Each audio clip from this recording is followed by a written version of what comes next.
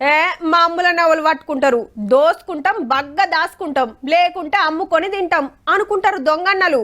కానీ పోలీసులే మూకోరుల్లా ఏడున్నా దొరకబడతారు, బాగా చెప్తా బయటికి గుంజుతారు. ఏమేమి ఎత్తుకోపోయినరో అవన్నీ ఇయ్యాల్సిందే. గసొంటిదే ఇయ్యాలొట్టి జరిగింది వరంగల్లా. కాకుంటే ఈడ ఇంకో గమ్మతి ముచ్చటుందుల్లా. వరంగల్లా మొన్న దొంగతనం జరిగింది.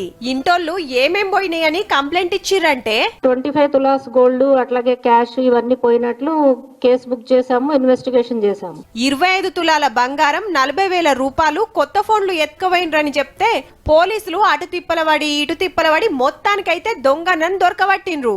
అయితే అక్యూజ్డ్ ఎంత మనం ఇంట్రాగేట్ చేసినా అతని దగ్గర రికవరీలో కూడా మనకి only 4 gold bangles, cash, mobile మాత్రమే దొరికినాయి. మరి కడమ బంగారం ఏదని ఎంత అడిగినా నాకు తెలియదు, గంతే పట్టుకొచ్చినా అన్నాడట పోలీసులతోటి.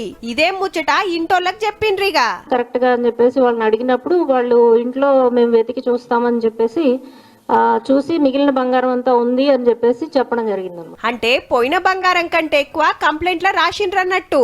శాన పోయిందంటే జప్పును ఎంక్వైరీ చేస్తారనుకున్నారో లేకుంటే ఎక్కువ తెచ్చిస్తారని ఆశపడ్డారో మరి. కానీ అబద్ధాలు చెప్పినా, కేసును రాంగ్ రూట్ లో తిప్పినా కొత్త రూల్స్ ప్రకారం గొట్టు శిక్షలు పడతాయట. జర పైలముల్లో వీళ్ళని 1 సంవత్సరం నుంచి 3 సంవత్సరాల వరకు కూడా అరెస్ట్ చేయడానికి అవకాశం ఉంది. జైలు శిక్షకి వీళ్ళు పనిషబుల్ అఫెన్సెస్ అన్నమాట.